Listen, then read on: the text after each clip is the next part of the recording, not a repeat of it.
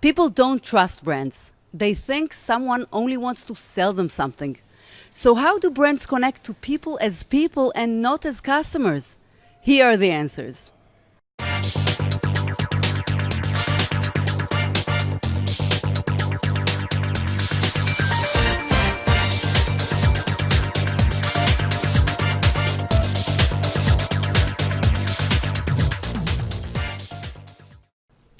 Hello, Jonathan Gabay, brand psychologist. Hello, it's lovely to be here. What actually is a brand? A brand, in a word, in a couple of sentences, I say it's this. A brand is a good name. That's it. A brand is a good name that people will want to tell other people, this is someone that you want to deal with. This is someone who you can trust. And above all, today, this is someone that is authentic. And that's whether it's a political brand, a cultural brand, or of course a commercial brand. How do brands connect to people and not as customers? Well, it's quite interesting. It's a very good question because as a brand psychologist, there's not many of us who are out there as brand psychologists. What is a brand psychologist and what is the reason for a brand psychologist?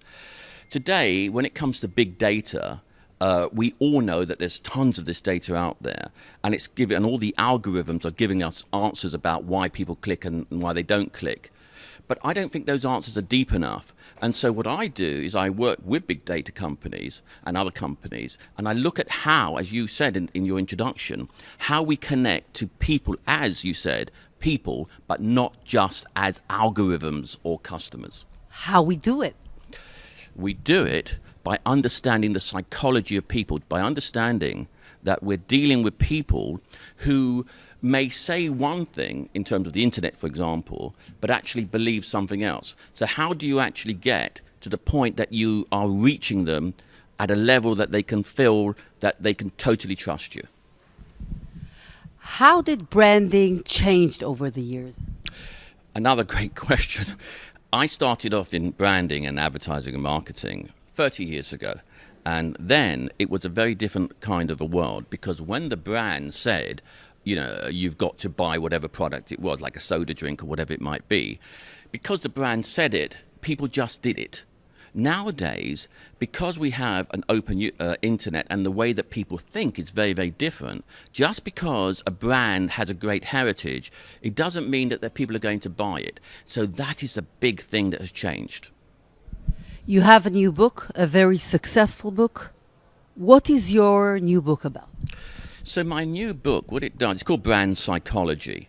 And what it does, it takes the latest cutting-edge research from people like Harvard University and so on and so forth, and it looks really deeply at how to turn people's cynicism into brand loyalty. And that's what it's about. Give me an example of the new brand thinking. The new brand thinking is using the word social as capital. So what's happening now is that you're getting brands such as Coca-Cola, McDonald's, Starbucks. In fact, it's all the brands. Nestle is a recent one. So what they're doing is they're saying, actually, we don't want to sell you anything. What we want you to do is we want you to feel that we're part of like a community with you. And as such, the payment part is a secondary stuff. So what's happening is that they're making it much more social. Social is the new word for capital. Thank you. Jonathan Gabay, thank you very much. My pleasure.